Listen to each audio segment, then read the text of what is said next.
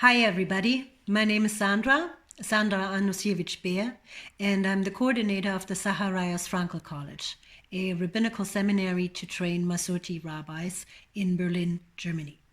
And today I want to speak about the Torah readings for Sukkot. Actually, we read two different texts from two different books in the Torah. So one is from Parashat Emor in the book of Vayikra. It's chapter 22, verse 26 until chapter 23, verse 44. And the other text is from the Parashat Pinkas in the book of Bamidbar in chapter 29. It's just 5 lines, lines 12 until 16. So what's happening in a nutshell in these two texts? The first in Emor, it's talking about the festivals of the Jewish calendar. First, we begin with laws relating to the temple offerings, the korbanot. And then we jump right into the festival of Shabbat, followed by a description of the recurring festivals of the year, Pesach, the counting until Shavuot, Rosh Hashanah, Yom Kippur, and Sukkot. And in Parashat Pinkas, those 5 lines, they talk about the special offerings brought on the festive occasion of Sukkot. And I want to focus today on the calendar that is described in these verses. So when we think of a calendar is a system to organize time. And that system is different from religion to religion, from nation to nation, from culture to culture. And Rabbi Samson Raphael Hirsch, the famous German rabbi from the 19th century, he is reported saying, if you want to know what Jews believe, you got to look at their calendar. So when we look in the Torah, we can actually confirm that there is such a thing as Jewish time or Jewish temporality. And when we have a closer look at Emor, we start, like I said, with Shabbat. And Shabbat as a day of rest that celebrates and commemorates the creation of the world week after week. Shabbat that was proclaimed holy by God. Now, Rabbi Lord Jonathan Sachs, he says that holy time comes itself in 2 forms. On the one hand, we have Shabbat, and many commentators actually reflected on that. Why is Shabbat mentioned together with these other festivals? And we have the festivals, and the 2 are announced separately. So, after Shabbat, we jump into the mentioning of the months and the days for the celebration of special holidays or sacred occasions, as they are called in Hebrew, the Mikra Kodesh. And what interests me is how can their position in the calendar be explained? Why were there these fixed times?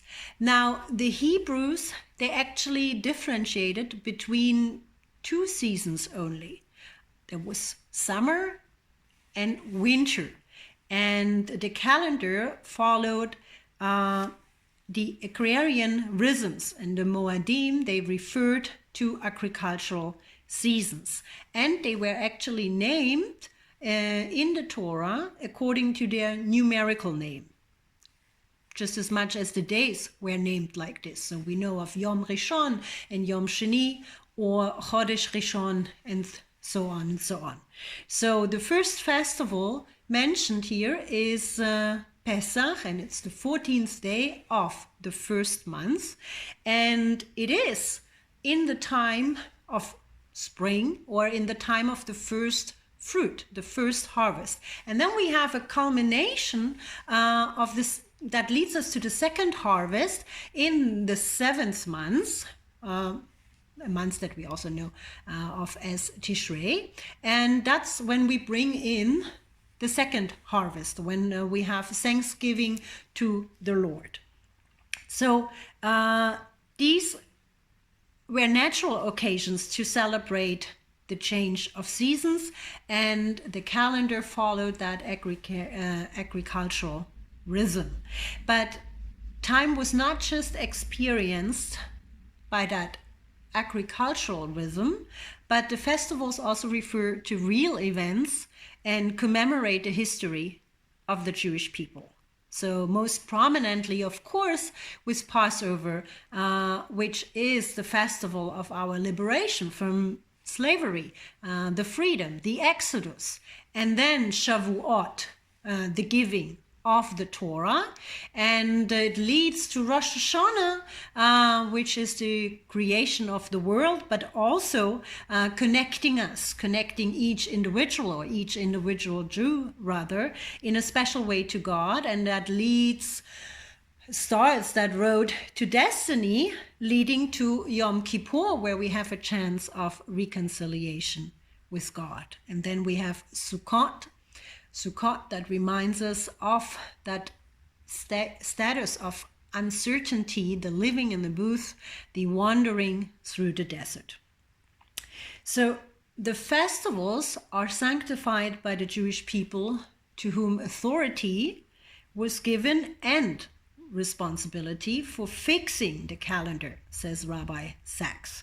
And it was the privilege of the members of the Sanhedrin to proclaim the new moon. So how did we know that the new month started?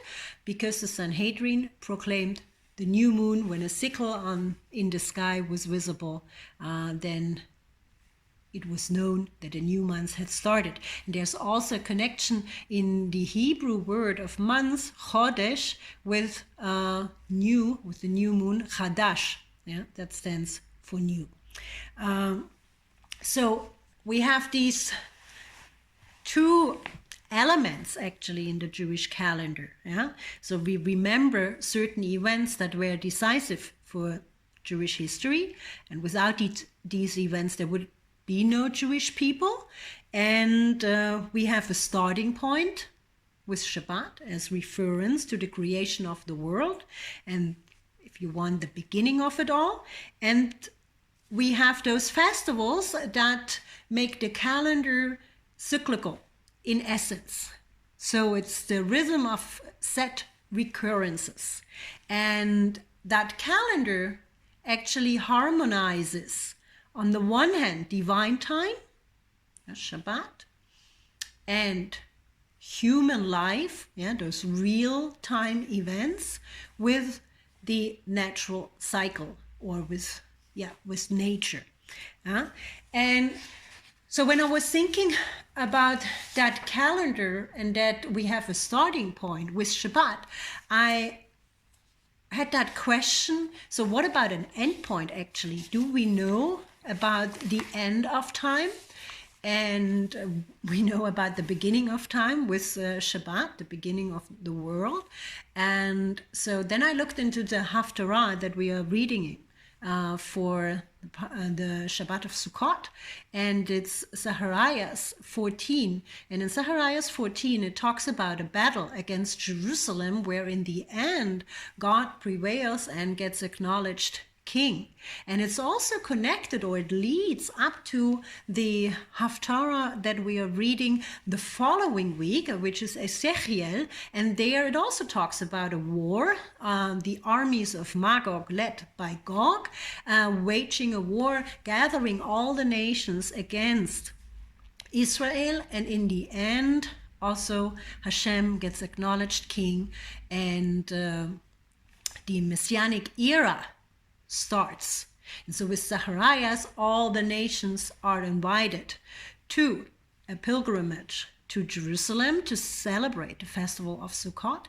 And here again, it's that prophecy, that vision of a Messianic era. And that brought me to Heinrich Grätz, the famous Jewish historian from the 19th century. And he once said, Judaism is not a religion of the past, but rather of the future. And with this, I want to conclude and wish you Shabbat Shalom. Have a terrific time, Zman Simchatenu, and all the best from Berlin.